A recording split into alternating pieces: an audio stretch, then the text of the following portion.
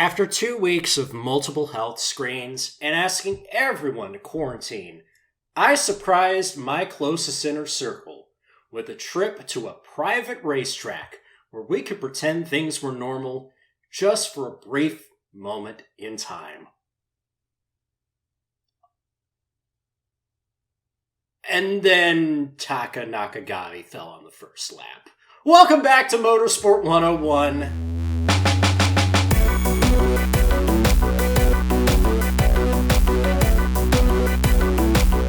Oh, that intro. We thought the last one was bad. It's like they're getting more painful and at like multiple levels here. Look, by the time this episode comes out, we'll have forgotten about Kim Kardashian's stupid tweet.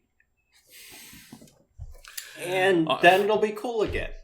Unless someone tests positive, then we won't be able to forget because it'll... Oh, Lord. Because, number one, by the time this episode comes out, it'll probably be like Monday or Tuesday, so it's not like we're going to be that separated.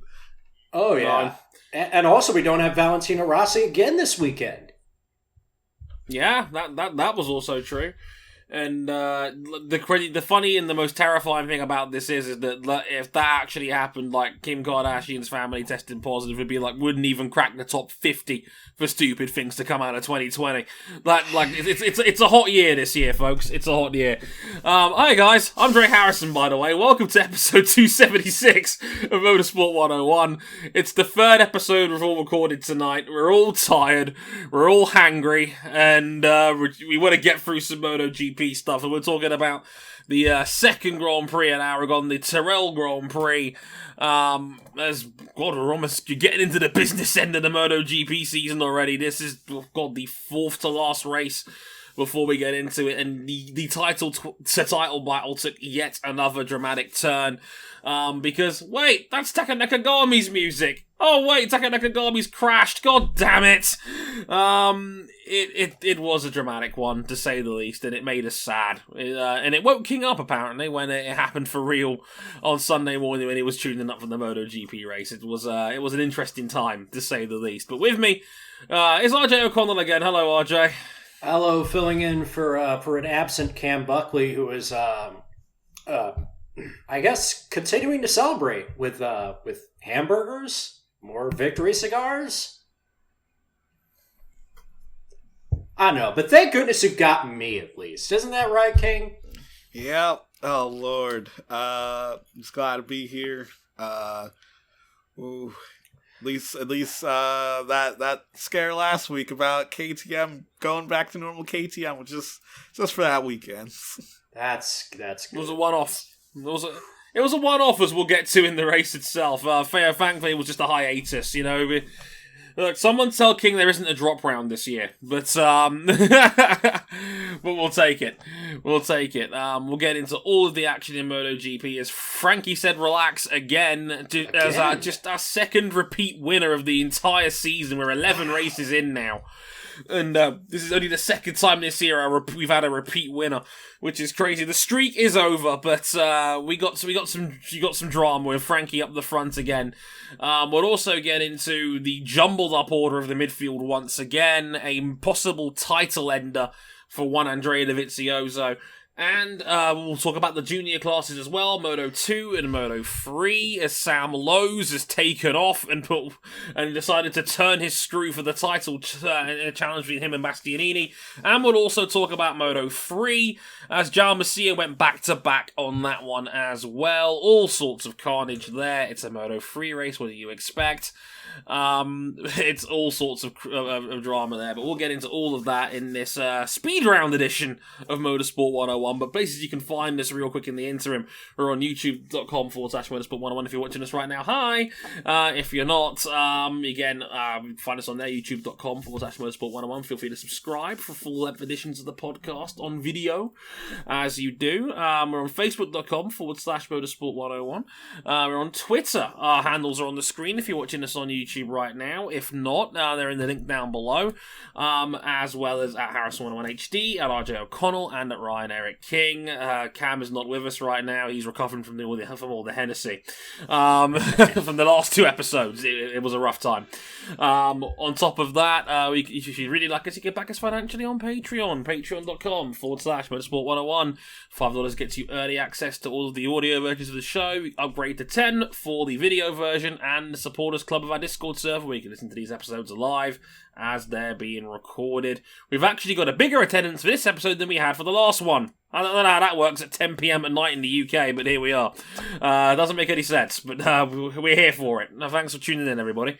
Much appreciated. It's Motorsport 101 After Dark. After Dark. It's post-Watershed, which doesn't make any difference to me because it's normally post-Watershed when I record a show in here on UK time. Even though the clocks have gone back for us by an hour, it's still 10 past 10 here. But hey, we'll survive. But yeah, without further ado, let's get in to the Teruel Grand Prix. Teruel Grand Prix, fun times in Aragon again! Aragon! And a dominant victory for Petronas SRT Yamaha's Franky Morbidelli, who took the lead after pole sitter and pre-race favorite Takaki Nakagami crashed on the opening lap. He said he had succumbed to the pressure of suddenly being the odds-on favorite to win for the first time. And also, Brad Binder and Jack Miller crashed right behind him, and neither were too pleased with one another. Well, Morbidelli cruised to a near lights-to-flag victory, the second of his season, making him one of the few repeat winners we've had all year. The 2 Suzuki's About Rins and championship leader Johan Mir collected yet another double podium finish. Fabio Quartararo and Miguel Oliveira beat each other up like a World Star compilation video behind them, and all El Diablo could do was minimize the damage, finishing in 8th. While Oliveira and Paul Espargaro salvaged some of KTM's missing dignity with finishes of 6th and 4th between Johan Zarco, somehow the highest finishing Ducati rider in 5th, with Andrea Dovizioso in no man's land at 13th. Of course, Honda's heartache didn't end with Nakagami's crash. With 10 laps to go, Alex Marquez was in for a surefire podium, and then he put it on the floor. So the end result, Mir now leads Quartararo by 14 points, Vinales is 19 points back, and now Morbidelli rockets into the top 4, 25 points back. Dovizioso is now 28 points behind Mir, and Alex Rins is now 32 points back in 6th, despite all of his early season injuries. So, Dre, you said this wasn't a very exciting race, but there are a whole lot of championship implications, registered trademark, that come of this. Right. Like, for MotoGP standards, and don't get me wrong, those standards are incredibly high by this sport standards.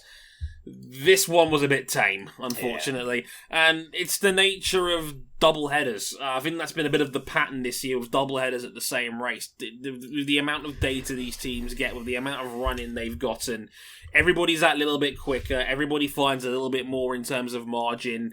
And there's just less unpredictability when you were able to run a race at the same time, second time round. And big props to not just Franky Morbidelli, but his crew chief. We forget it's Ramon Forcada running that team. You know, the crew chief that Maverick sacked last year.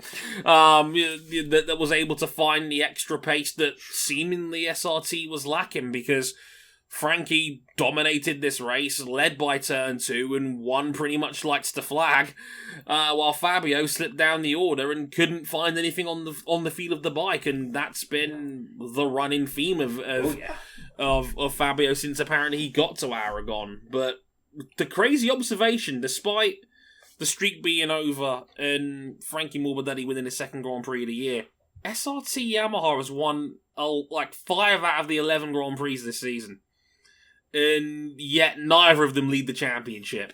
It's amazing how this turns out. It's all swung Suzuki's way, because not only has Johan Mir been Mr. Consistency, leading the championship without having won a race, but as I talked about, Alex Rins isn't too far out of this. I know there are 3 races left, and realistically, you think maybe a title is just out of reach. Maybe he's too hurt at the start of the year to make a push, but he's going to be in contention for a top 3 spot, I have a feeling, if he keeps riding like this. The way you worded it, I think, is spot on. It is realistically a 6-horse race. There's still 75 points on the table with 3 to go. that top 6 is now pretty much going to be your championship 6. And it says a lot about the state of this season, which, not forget, has been dramatically shortened. We were originally looking at 20 Grand Prix this season. We're only going to end up with 14. And Rins, who busted his shoulder up the first round of the year, missed the opening weekend, has actually got an outside chance of the championship purely because he finished first and second at Aragon these 2 races. Could you imagine if these bikes could qualify, these Suzuki bikes could qualify well consistently?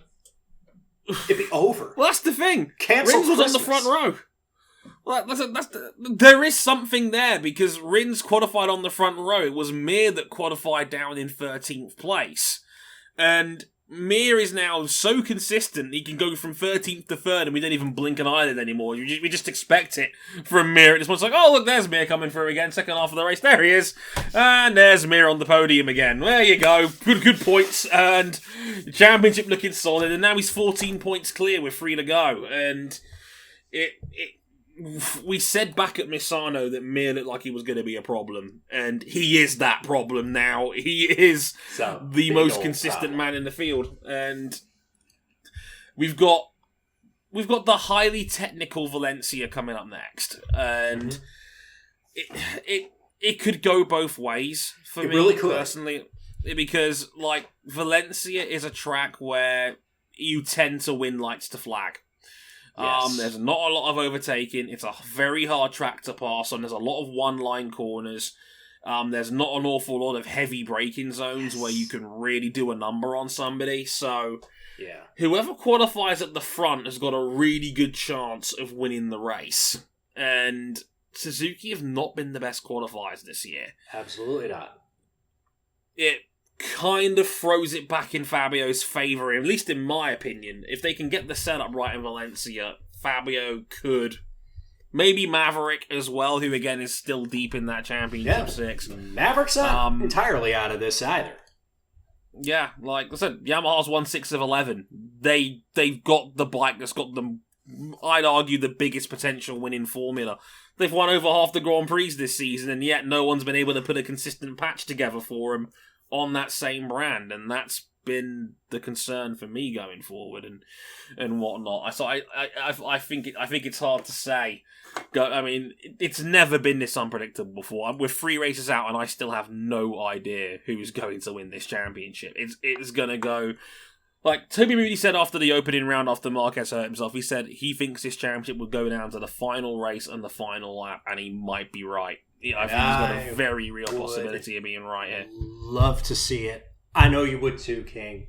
I know KTM is falling out of the picture, but that's got to be a real encouraging result to have them back up in the top 6. Pole 4th. Zarco just held Oliveira off of the line. By the way, man, like Oliveira and Quartararo are throwing like hammer blows at each other all race long. Good entertainment. Good fucking entertainment. It was a solid race. Obviously, not as exciting at the front as we'd like it to be. Kind of somewhat falling into like a Formula One type race, but for the most part, it was very enjoyable to watch in the moment. Yeah. Yeah, it's the sort of race that won't age well, but as King alluded to and as RJ alluded to, yeah, if you're going to watch one part of this race, the Oliveira-Quartararo fight was the best one on track all the way through. They were very evenly matched. And another endorsement for the state of the series. 2 guys, 2 styles, 2 very different characteristics of bike coming into play, because Miguel Oliveira had the top speed advantage, but Quartararo was so much better under braking, where he was able to shut the door on Miggy time and time again until finally KTM was able to take advantage of that. They can take that final corner with a tighter line, and that's what forced Oliveira through in the end, and that's what led to KTM getting up the field, you know, by the end of the race itself, and basically finishing in the top 6. It's it's a thing. It is certainly a thing, and is anybody else here still trying to figure out how Johan Zarco finished in the top 5? Because anyone? I mean, King, help me out here. You used to like him. I have no idea. Is really good. The bike's not trash anymore. I'm just thinking though, like, damn, Andrea Dovizioso's fallen into the ravine. It's sad. He said after qualifying, when he qualified in 17th place for this race, 17th. He said championship's over. He said, I've got no chance at the title. Which is amazing when you consider he's still one race out. And this was after finishing 13th. You know, I mean, it's losing not momentum. And apparently, you've mentioned that like this is a technical track, and Ducati is not the most technical bike. It is more of a sledgehammer as opposed to a scalpel. It is. It hits tracks hard. You know, it's a blunderbuss. Big top end, big acceleration, but hard to steer, hard to maneuver. It will give you arm pump. You need to be very physically fit to be able to ride a Ducati for a 45-minute MotoGP race. And Dovi's good rounds are over, as far as I'm concerned. These are all, like Valencia and Portimao, what's left are highly technical circuits. The blessing for Ducati is that they still have the front straight at Portimao, which is very long by biking standards. So you should be able to still pick a few dudes off down there. I mean, they were still hitting 217 in the speed traps down the back straight at Aragon, but so hyped for MotoGP at Portimao. Oh god, I was hyped for it in Formula One. I'm probably more hyped for it in motorcycles. Oh god, yeah, it's going to be even better. If you like, the production value of Formula One didn't really, in my opinion, highlight like just how awesome Portimao's track is. I think it played down a lot of the undulations and whatnot. It's going to be crazy in bike form. I mean, if anyone's seen World Superbikes races around there, like, the production is off the charts. It really highlights just how crazy this track is. It's going to be fantastic. Yeah. Shame we got to wait another month for it, basically, for the MotoGP season finale there. And it's going to be interesting to see it on a brand new surface, because they did just resurface it for the Formula One race we just had this past weekend. So it's going to be even more blind for these MotoGP runners than what we had before. But it's going to be crazy. I cannot wait. It's going to be fantastic. But we got to get through Valencia first. Do we have any other observations, thoughts, feelings, queries, questions from the main event? No, not really. Like, for the most part, like, I think this is probably going to be Alex Marquez's best shot at a win up all year, and I felt so bad for Taka and Alex, man. I felt bad for them both, because this was Taka's weekend, and it's over in the first lap. First time a Japanese man had qualified on pole in MotoGP since Makoto Tamada back in the days of the Camel Honda in 2004. And that was the last time we had a Japanese man win a Grand Prix as well, that same season, 2004. It was the first Japanese pole sitter since then. Everybody was delighted, and everyone's kind of low-key realised just what a great season Taka had put together. Only man to have finished every race in the field this year. Every race finish had been in the top 10. He'd been fantastic pretty much all year long, and he bins it. Turn 4 on the opening lap from the lead. He was able to get the whole shot back off Morbidelli and take the lead early on, but then just dropped the front. It was a very peculiar front drop out on the outside of the curb going into turn 4, and his day was done, and you could see he was utterly dejected. He knew this was a golden chance of a first win. And bless him, he spoke to the media. He didn't hold back at all. He took full accountability for it. Said, "Look, how many times have you ever heard an elite sportsman say, 'I cracked under the pressure'?" It was refreshingly honest from Taka. He just said, "Look, I've never been here before. I just cracked. It's as simple as that." He cracked under the pressure, just made an uncharacteristic mistake under braking, and down he went. He took full blame for it. He apologised profusely to his team. And Lucio gave him a big pat on the back and a hug and said, look, it's all right, man, it happens, basically. And I'm glad they did, because Taka's been phenomenal for him this year. And I agree. I hope this wasn't like the last chance that we see Nakagami in contention for a win.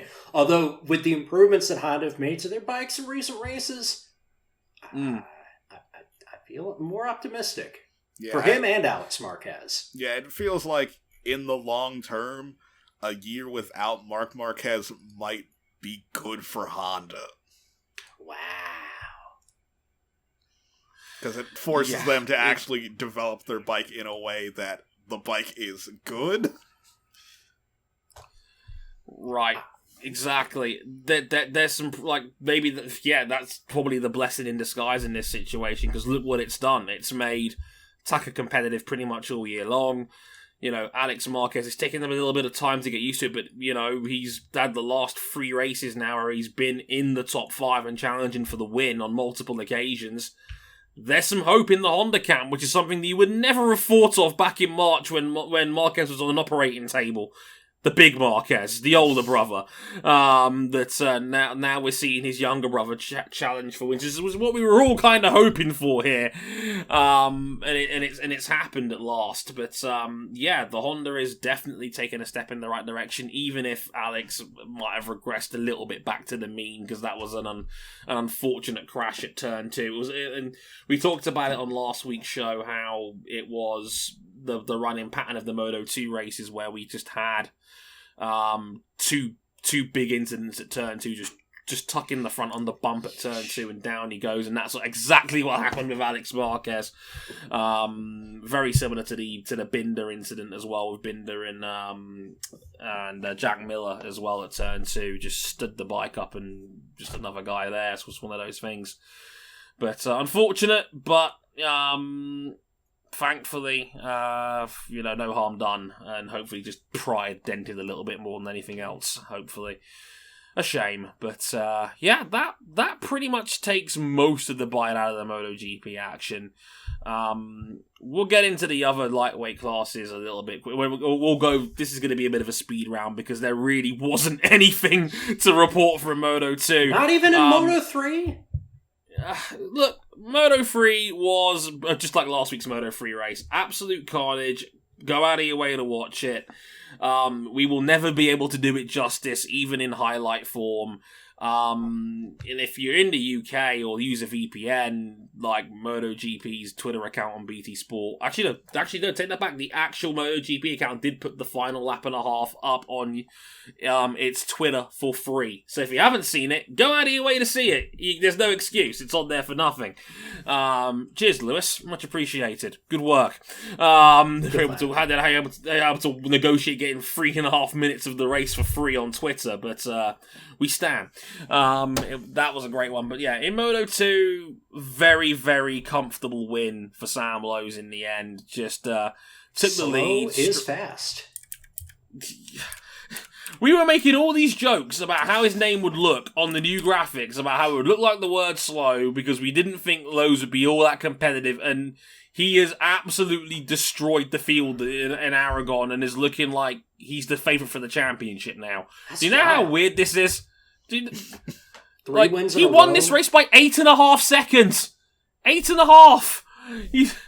8.5 over Di Antonio, Bastianini in third, and now Sam Lowes has the points lead. First time a Brit has won 3 in a row in the intermediate class since Phil Reed, I think in 1971. Wow. So a Brit being this good in the middle class is a rare thing, everybody. Sam Lowes is bookies' favourite to win the Moto2 championship now. It is it's something that I never thought I would see or say, but the man's getting it together. Mark VDS are a great outfit. I think people have forgotten just how good a Moto2 outfit they are as well, in that, you know, they've got more than enough resources to be a top tier team, and they've just not had the front runner as a rider to get up there, and they have. And as RJ alluded to, 7-point lead in the championship now. Luca Marini is now 23 points back, mostly because he could only finish 11th in that race. He was 25 seconds off the win, just generally not competitive. In general, as RJ alluded to, Lowe's, DG, Bastianini, Gardner, Navarro, top 5 on that one. For those guys with the other British interest, Jake Dixon was up there as well. He was in 7th. Not a bad day for How him. did my boy Joe Roberts finish? 10th in the end. So, you know, All right, that's not bad. fine, I'll take it. I'll take it, King. King will top take 10's it. fine. Top 10's fine on that one. Top 8 in Moto 3 covered by 0.7 of a second. Are you really surprised at this point? That's tame by Moto 3 standards. Like, get more guys in the front group already, for God's sake. It was yet another Moto 3 beat 'em up session. Show anyone that's not a Moto 3 watcher that final lap and tell them to guess who they think wins the race and see if they get it wrong. They probably will. They will likely get it wrong. They will most likely will. It was an absolute chaotic final lap. Jaume Masia took the front at the end. It was really a big group of 4 or 5 by the end because McPhee probably tried a couple of over-aggressive overtakes on the final lap. But it's funny. Albert Arenas was leading the race into the final corner and he came out of it 4th. Like, that is how bonkers Moto 3 is. It was Jaume Masia that Honda under acceleration and under slipstream is a weapon, I'll tell you. He came out of the final corner in front. He took back-to-back wins at Aragon by half a tenth over Ayumu Sasaki for the Tech 3, his first ever podium in Grand Prix motorcycle races. Congratulations to him. If you follow Simon Patterson on Twitter, there was a couple of great, just ridiculously humble shots. He was so happy. And so much so, I think he took the number 2 sign from Parc Ferme and took it all the way up to the podium with him. Ooh. He was so happy. He got that second place. He took the 2 sign with him.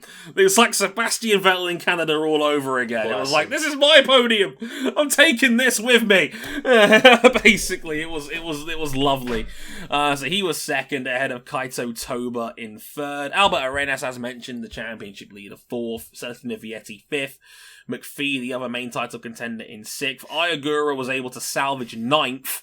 On the final lap after being caught in the lower end of the points for the majority of the race, but you can kind of tell in the form he's in, his Moto 3 championship campaign is starting to fall on the back burner a little bit. Arenas is pushing the gap back out. It's a 19-point lead for him now. Until next year, I suppose. Yeah, well, Agura's moving up to Moto 2 apparently, so it almost doesn't matter for him at this point. But for John McPhee, yeah, McPhee's probably out of it now. Arenas is on 157. He's on a 19-point lead on Iagura on 138. Vietti 1 point back on 137. And then Jaume Masia with those 2 wins, maybe back in the race now, only 24 behind in 4th with Arbolino, who, as mentioned, had to self-isolate the last race. He had to come back. He was kind of raw on this one. He was down in 10th on the occasion, so he's dropped to 5th now on 121 points. And McPhee on 119 to round off the top 6. Go watch the Moto 3 race. Stick around for the MotoGP if you're bored. It wasn't the most incredible or captivating race in the world, unfortunately. By MotoGP standards, it was still a good race in real time. It's just we're so spoilt on high quality racing on 2 wheels at the moment that.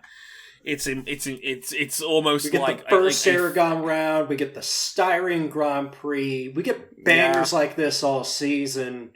So this just felt really tame by comparison. It's a coffee break. It's a coffee break. We get a week off. We'll be back refreshed for Valencia next weekend. But it's not a Gran Turismo 4 coffee break. That one just makes you want to smash your DualShock 2 controller over your cabinet. Oh, Lord. That's true. That is definitely true. On that one. And, oh boy. Yeah, thank goodness for that. I don't envy Jimmy Broadbent, who's going through those license tests right now on YouTube and Twitch. Oh boy. Don't envy him there. Good luck to you on that one, Jimmy. You're going to need it. We got some late season rider swapping. We have an esports guy. Oh, yes. Getting into MotoGP. King, your man from the F1 Esports Series, Lorenzo Savadori, is filling in at Aprilia for the last 3 races. What the hell, Aprilia? I thought what are we doing here? I thought his guy was Ian Poulter, just for showing off his opulence on his webpage from the Esports Series. Oh, good times. Good times. Those early lockdown days, I tell you. But, yeah, this is actually true. It's kind of sad because Bradley Smith has gone about his business quite well on the second Aprilia pretty much all year long. And they look good this weekend. Alicia Spargaro looked good. Ran as high as 9th, then his bike failed 3 laps from the finish. It's a shame. It's a shame. But yeah, Savadori apparently has been killing it in Italian superbikes this year. Right. So they gave him that, and they told Bradley Smith, your services are no longer needed, which is a shame for Bradley, but interested to see how Savadori goes on a Grand Prix bike. I guess it's been a long time coming. He's floated around a lot of the big series of World Superbikes, and he's gone back to the domestic series, and now he's going into MotoGP and no longer playing Formula 1 2020 on a controller. It's an improvement, if I do say so myself. But it is a shame for Bradley, who's been very loyal to the Aprilia outfit, and he's stomached a lot of criticism for basically just being behind the scenes and whatnot, and he's always been keen to ride. He wants to be in the series full time. I still think he's good enough to be in the series full time, but that might be the end of the road for top tier opportunities for Bradley Smith, because the field is getting younger, it's getting more and more talented, more people are taking punts on Moto2 talent than ever. And that's a shame, especially what are you going to stand to gain with Savadori with 3 rounds to go in the season? I just find it's a very me and a lot of the other MotoGP press guys look at that. I was going like, wait, what? Like, what? Why are they doing this now? The timing is very strange. We are still waiting, by the way, for Andrea Iannoni's case from the CES to come out now. Apparently, we're not going to hear the verdict until the middle of November. Which just makes it even weirder for the guys in line waiting for that seat as well, by the way. Okay, so, what's coming out first? Iannoni's verdict or the Keanu Reeves game? I don't know. Honestly, at this point, it's a close race. Or Gran Turismo 7. It's still a close race. Or the Jadon Sancho transfer. It's still a really close race. It could be any time in 2024. Because I honestly don't know. Like, it's amazing they did the 2 CAS hearings for Iannoni's case, and then they came out and was like, okay, we've done everything. Come back in 3 weeks' time and we'll tell you what our verdict is. It's literally like CD Projekt Red. It's just like, hey, come back in 3 weeks. We still got some work to do. Yeah, it's exactly like that, and hopefully there's no crunch in the office, in both offices, I should say, in this case. Yeah. But, we're still waiting on that one. We're going to find out middle of November, when, again, people are sweating because the future of that team is at stake. We don't know what's happening with that. They want to sign Dovi. Crutchlow's got an agreement in place already. Yeah. They want to keep Iannoni, ideally, first and foremost, but again, we just don't know what's going to happen with that case, which is a pain. I wish Bradley Smith the very best. I hope he falls on his feet somewhere. He's a good rider. Maybe someone in World Superbikes can take a look at him. That might be a good spot for him. That might be a good fall-up spot for him. We'll have to wait and see. But that will just about do it on, I think, what might be the smallest M101 episode we've ever done. I can't remember even in our earliest days a show being as small as let's riff for 15 more minutes. No, we're good. We're good. We're good. It's we've late. got races to look forward to. We're getting the hell out of here.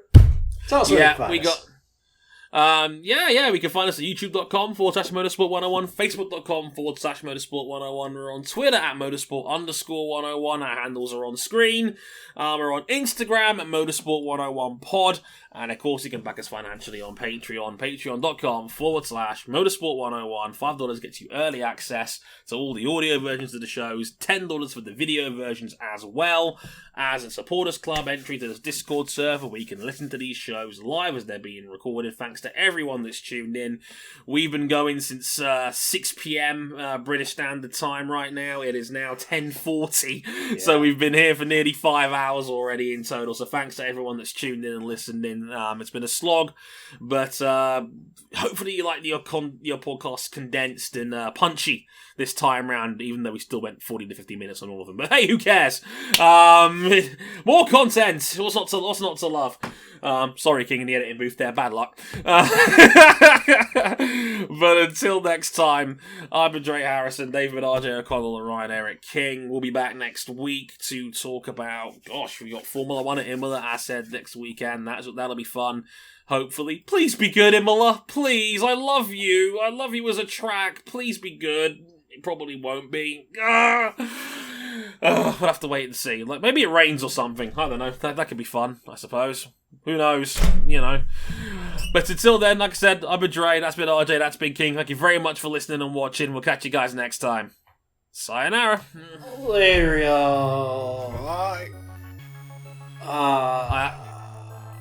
I actually went nearly 5 hours without mentioning the Dodgers won the World Series. Oh god! Yeah! Oh god!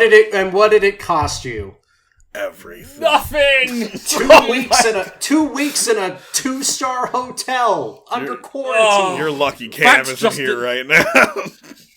Oh, you can't see it, but I'm doing the spanking Mookie celebration as we speak. Payroll flexibility.